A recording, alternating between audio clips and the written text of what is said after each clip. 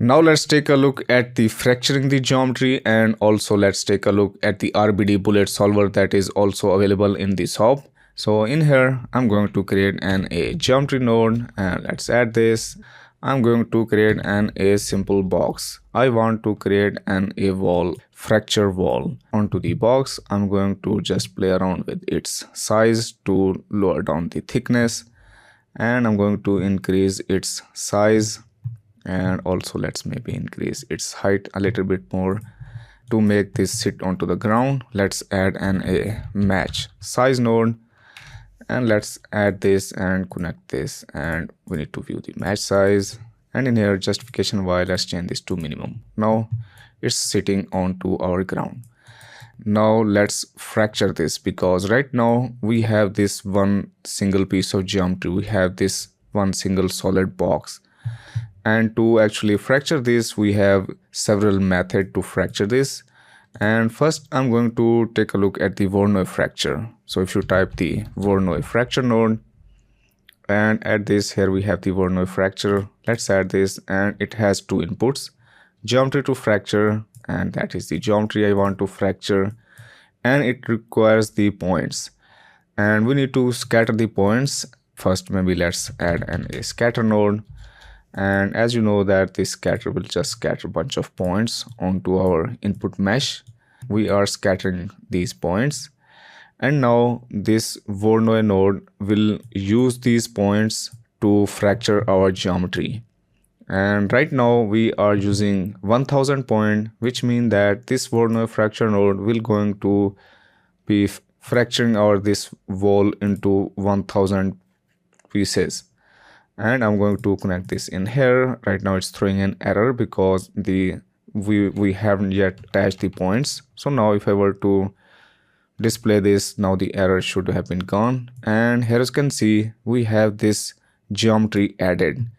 And right now we are fracturing this onto all of these many pieces, and I can, and if I enable my selection tool, and maybe let's change this to primitive, and here as you can see we have this revisions going on, but all of them are actually separate connected pieces of geometry. Let's go into the selection constraint, and let's enable this with the 3D connected geometry. And in here as you can see we have all of these separate connected pieces. If I were to select this, and let me enable the move tool, and let's move them. I'm going to change the camera angle and use these handles, and here as you can see we have this separate piece. I can keep selecting this, and let's move them, and here as you can see we have fractured our wall into all of these different pieces. Let me go into the edit node, and I can define how many pieces I want to create of these fracture pieces of our original mesh by going on to the scatter node and in here playing around with this scatter amount. And if I were to create less point, and here as you can see we are fracturing our geometry into bigger pieces because we have less points. If I were to enable my selection, and our this connected pieces has been turned on, we need to actually highlight this Voronoi fracture to have the effect on the selection. And now this, that I can pick any pieces and I can move, and here you can see now we are creating these bigger pieces. And now let's simulate them. I'm going to just delete the edit node, and if I were to middle mouse button, and here you can see we are fracturing this, and this Voronoi fracture node is also creating a name attribute, and it is assigning a unique name to each of these fractured pieces of geometry. And right now if I were to middle mouse button, we have 51 unique name because we are creating 51 points, and here as you can see we have 51 points, which means that we have 51 separate individual all of these fractured pieces. If I were to increase this value, and if I were to view this, I can press and hold the middle mouse button onto this output, and here as you can see now we have 117 unique name, which means we have 117 these individual pieces. And now let's simulate them. And as you know, we need to pack our geometry. So after that, I can add an a pack node. So let's add an a pack and let's connect this onto this one. And if I were to view my this node and press and hold the middle mouse button, and here you can see this pack node is actually packing all of our fracture geometry into one single points. It thinks that it is a one single piece of geometry, but in here, as you know, we have multiple pieces of connected geometry. And to actually make this pack object to recognize all of these connected pieces of geometry, we can enable the parameter of the pack, and here we can enable the name attribute.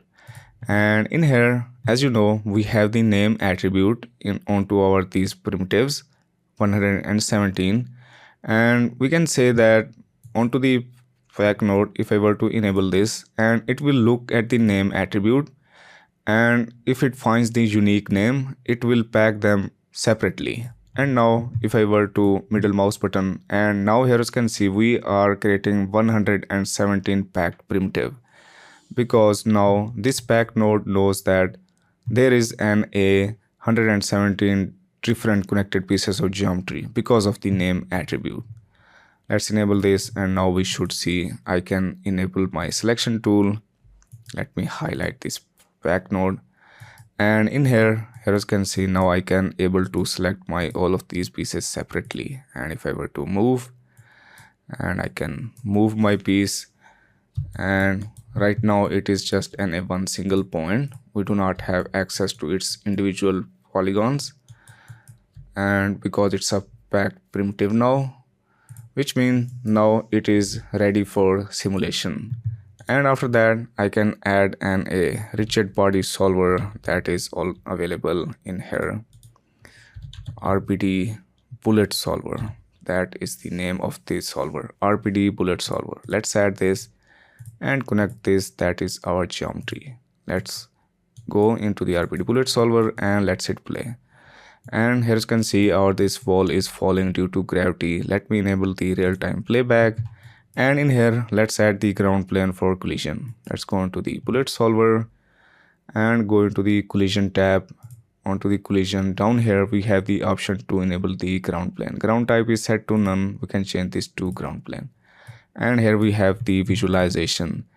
And this ground plane is an infinite ground plane, which means that you are not restricted to this visualization. Your geometry can be anywhere in your 3D scene and you will have a ground plane. This ground plane is an infinite ground plane. And now let's hit play, and here you can see we have our wall that is made out of many pieces, and now these pieces are fracturing. I can dive inside this bullet solver because you know that we have this that is a wrapper of the dynamic node. So which means I can dive inside this, and now here you can see we are in the dynamic context. We can add our own dynamic nodes to customize this dynamic simulation. Here you can see we have this option to wire our pop forces onto pre-solve. And here we have the pre-solve, and we also have the post-solve. And we can actually use the particle forces to control the simulation of all these RPDs, because you know that we are working with points.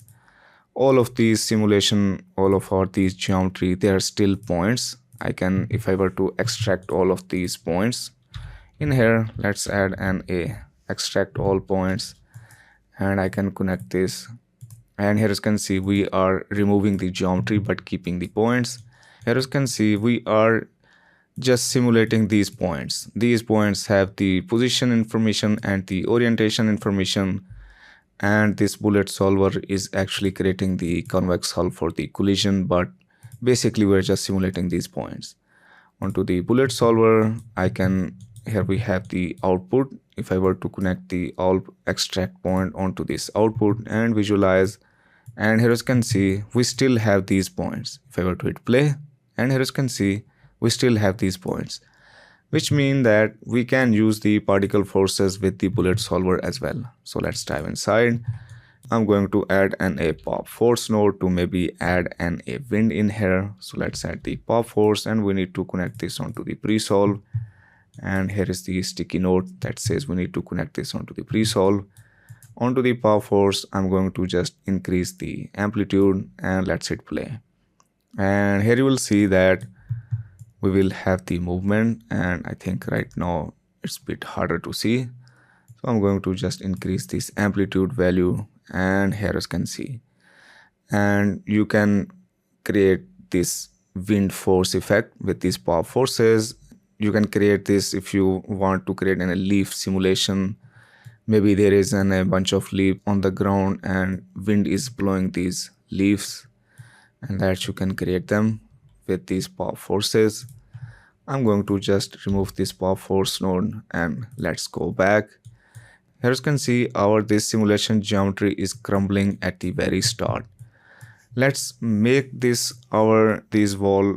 make this hold. I don't want this to crumble right away.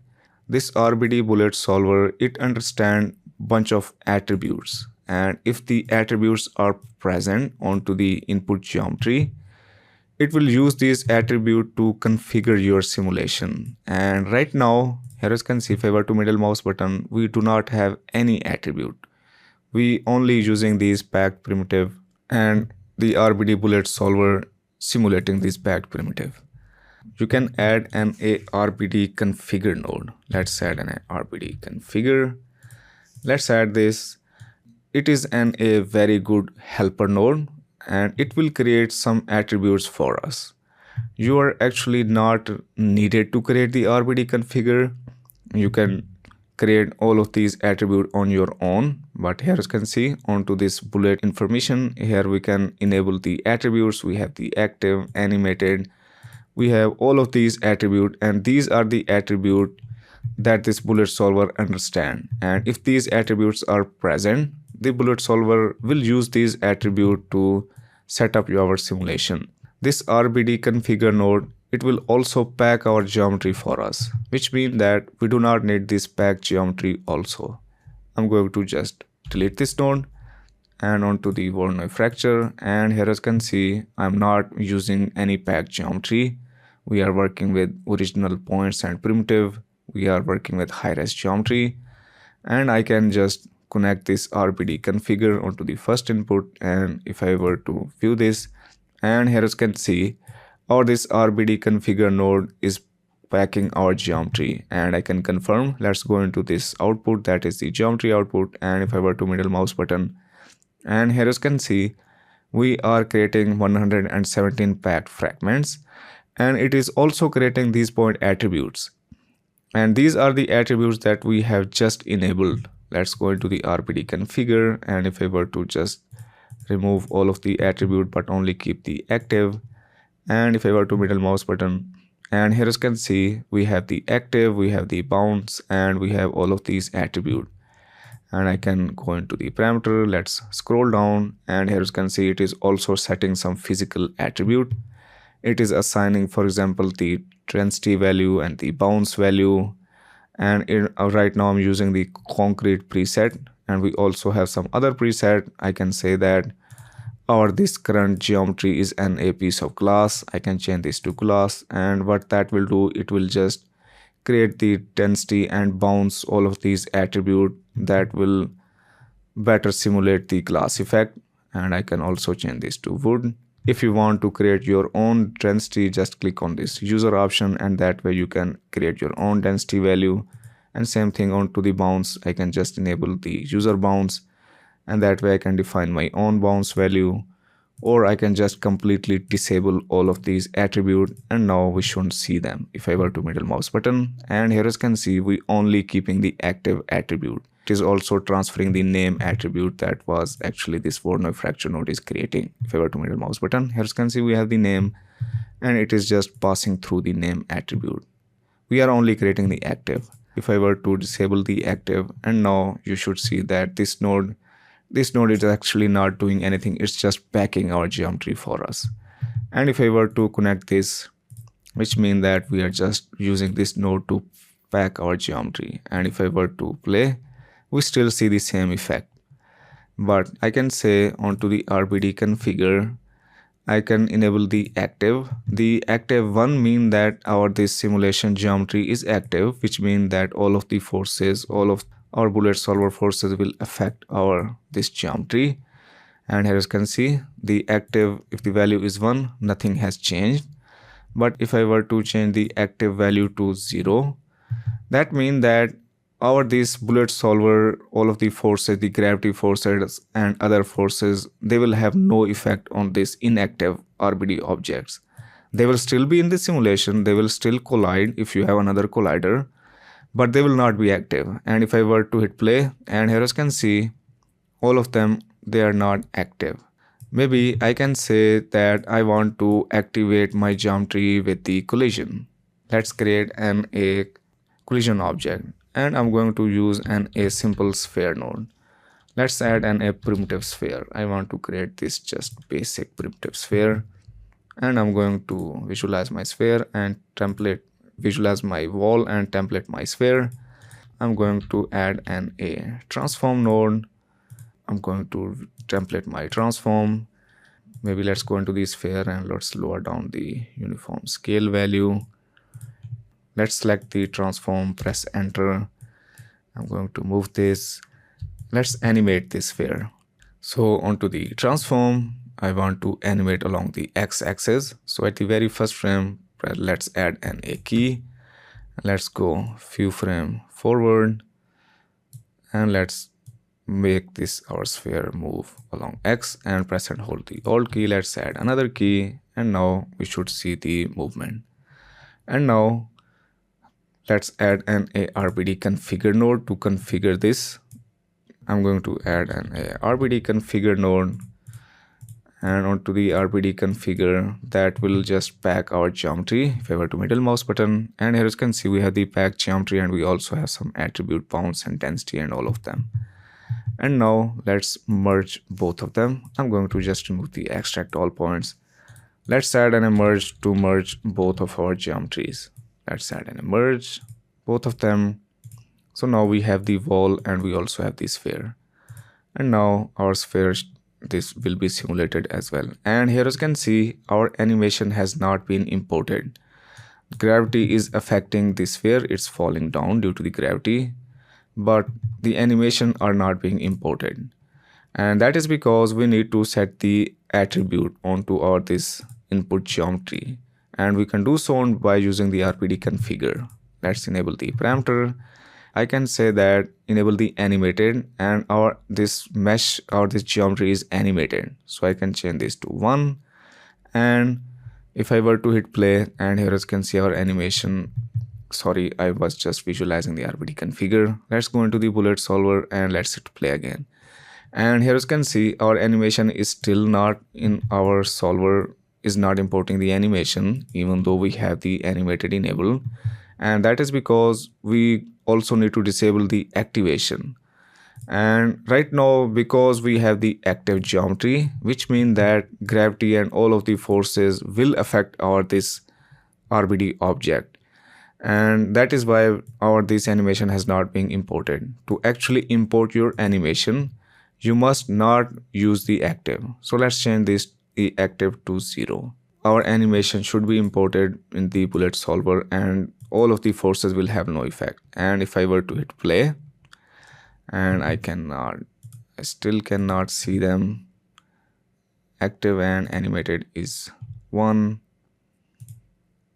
I need to check, go into the bullet solver. Let's go into the properties. We can say that we are overriding our active and animated, but why it is still not there? Let me go into the RBD configure. Maybe let's enable the deforming as well. Let's change this to 1 and let's hit play.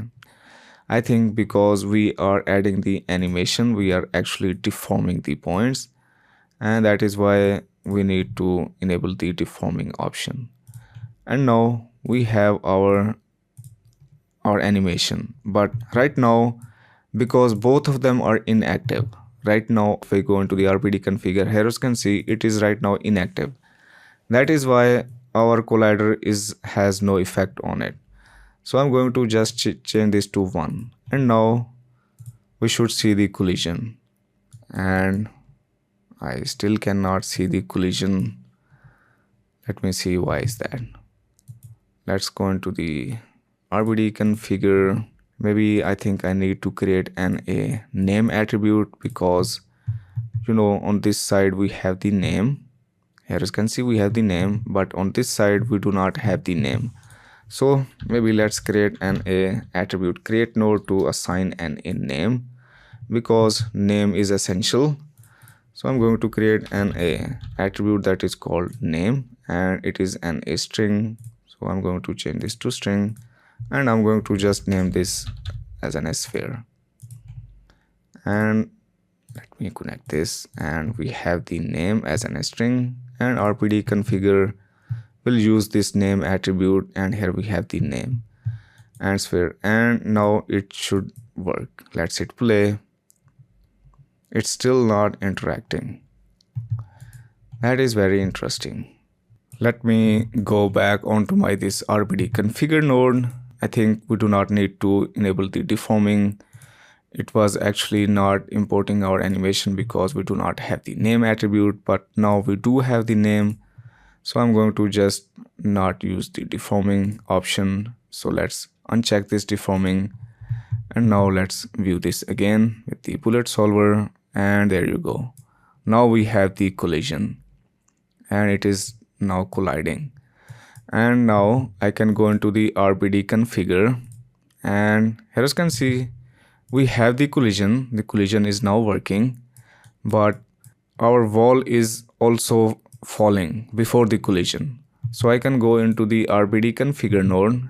I can say start with inactive, so which means that right now our this wall has not been active, it is an inactive. And I can go into the collision. We have the minimum activation impulse. So if we were to enable this, which means that if we have the collision, if something is collide, we have a collision impulse.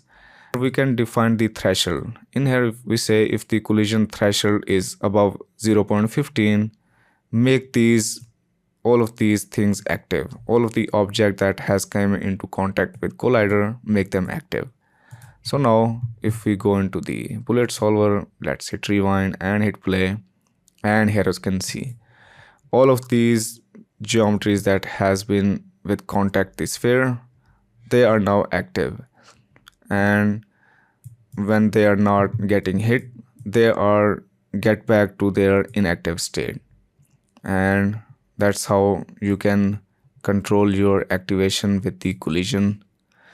So in the next lesson, let's explore some other fracturing techniques, because fracturing is important when you are going to be working with the rigid body simulation. So right now we are using the Voronoi fracture, and we also have some other fracturing techniques. So let's take a look at them in the next lesson.